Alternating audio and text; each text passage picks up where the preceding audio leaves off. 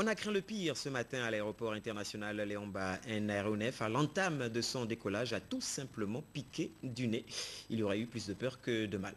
Et puis dans ce journal, nous allons également nous intéresser à la fourrière de l'hôtel de ville de Libreville, un véritable cimetière. Nos reporters se sont interrogés sur le pourquoi de cette collection. Madame, Messieurs, merci de nous rester fidèles et bon confort d'écoute. Bonjour, enfin bonsoir, on va le dire à toutes et à tous. Transport aérien, en ouverture de ce journal, cet accident d'un aéronef ce matin, nous vous le disions, à l'aéroport international de Libreville. À l'entame donc de son décollage, le petit avion a tout simplement piqué du nez. Donc il a manqué son vol. Nos reporters qui étaient sur place ont cordialement été refoulés. Il y aurait eu plus de peur que de mal. Rodrigue Tessamanga. Tout semble calme à l'aéroport international Léon-Mba de Libreville. Côté Air Service et à l'Agence nationale de navigation aérienne, c'est même le calme absolu. Pourtant, il y a quelques heures seulement, cet aéronef était à 2 doigts du crash. Visiblement, il bat de l'aile. D'après les informations recueillies sur place, aucune victime, pas de blessés. Apparemment, le petit avion n'avait à son bord qu'un seul passager, le pilote. Ce serait également lui, le propriétaire. Après le crash de l'Antonov de DHL le 6 juin dernier au large des côtes gabonaises, celui-ci aurait pu entraîner le désastre. Plus de peur que de mal. Les causes de cet accident ne sont pas encore connues.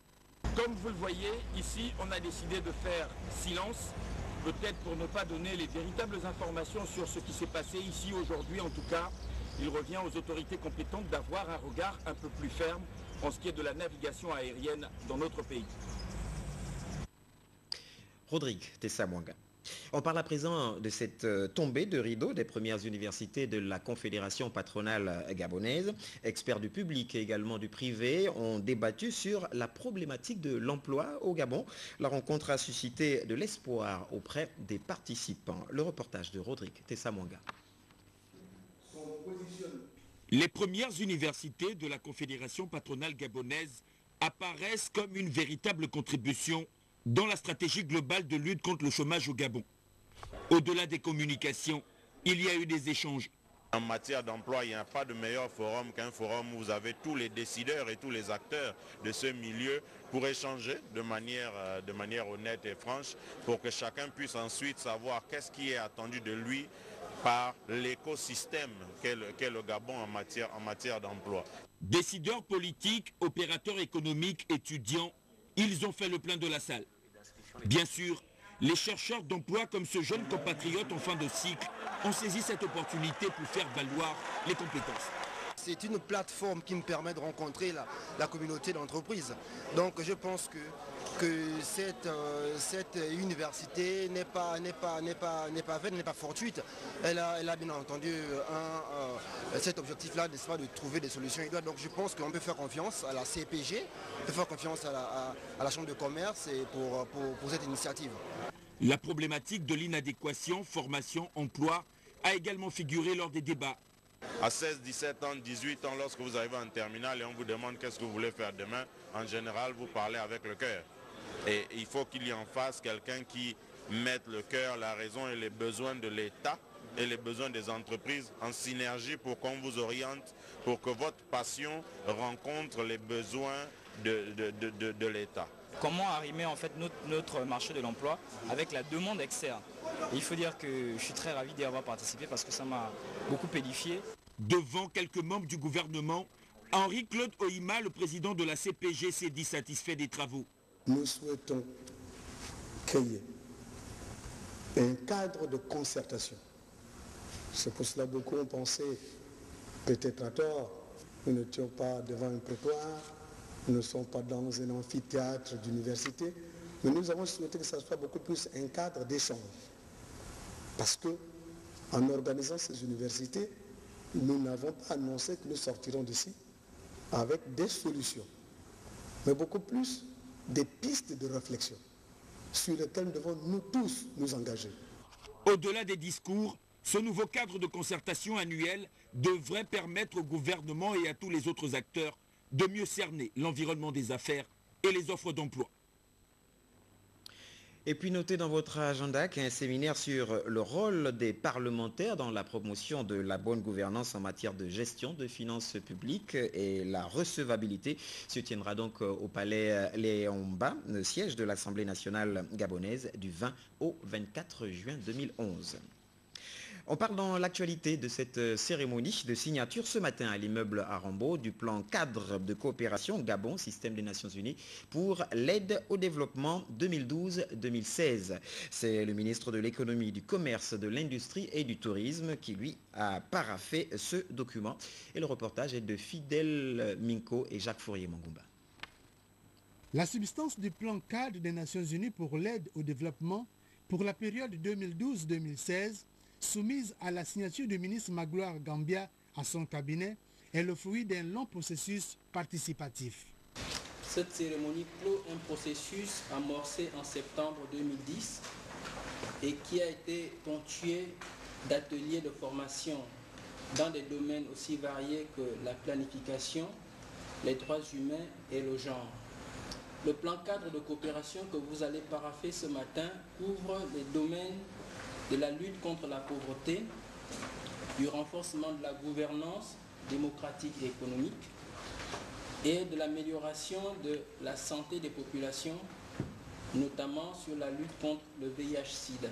Moment déterminant pour la partie gabonaise de le PNUD, cet acte vient là davantage encourager notre pays dans sa politique sur la santé.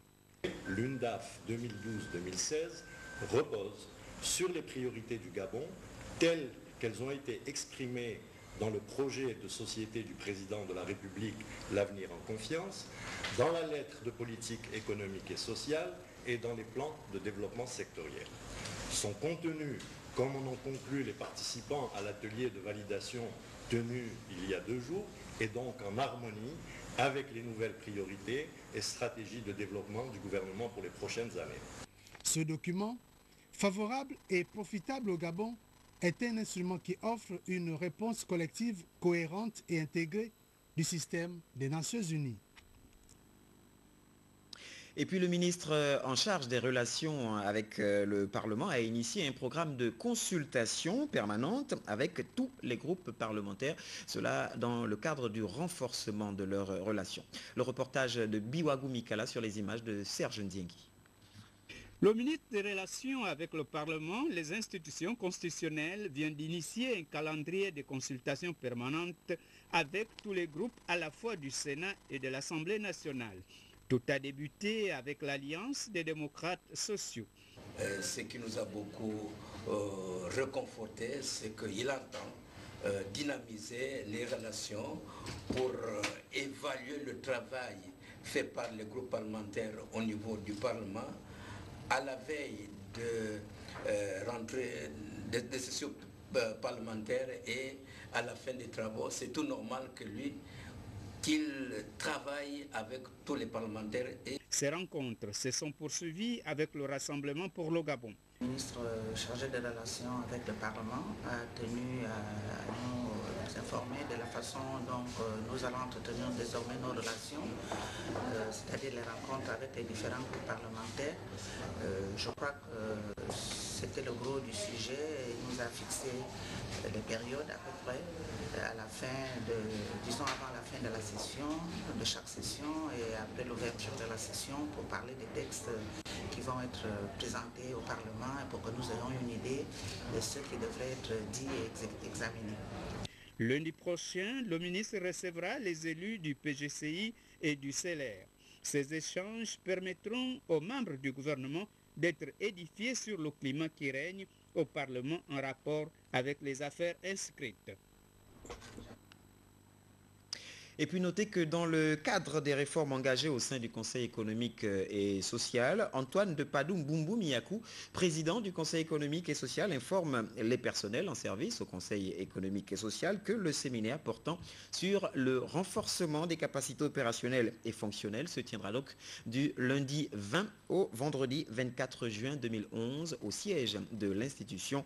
La présence de tous les employés de la dite institution est donc vivement souhaitée.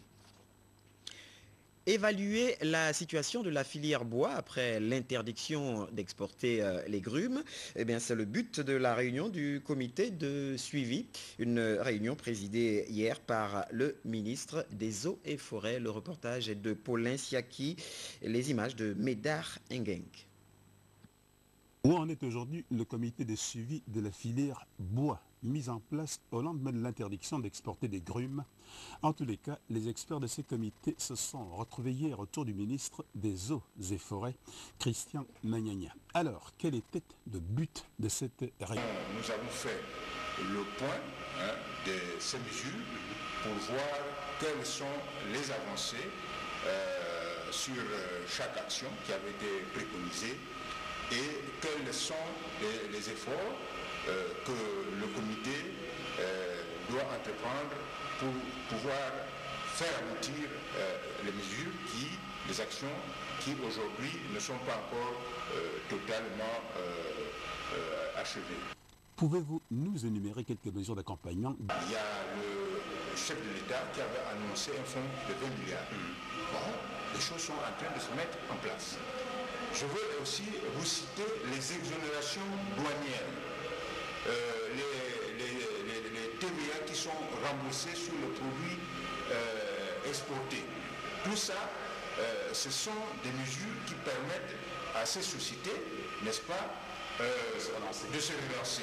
La filière bois naguère prospère avait connu une période de relâchement après l'interdiction pourtant salutaire d'exporter les grumes. Nul doute que les mesures d'accompagnement énumérées vont doper ce secteur. Un Paulin peut en cacher un autre. Vous avez bien sûr reconnu le timbre vocal de Paulin Afou.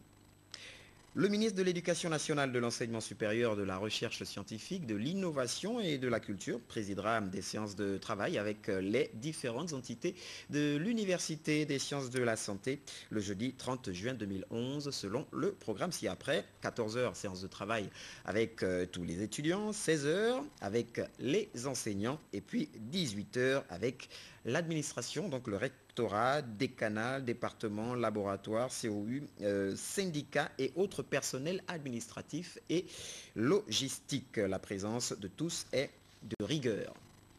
Notez également que la direction du baccalauréat communique donc que les convocations des candidats libres sont disponibles dans les différents bureaux de poste conformément aux adresses indiquées dans leur fiche d'inscription.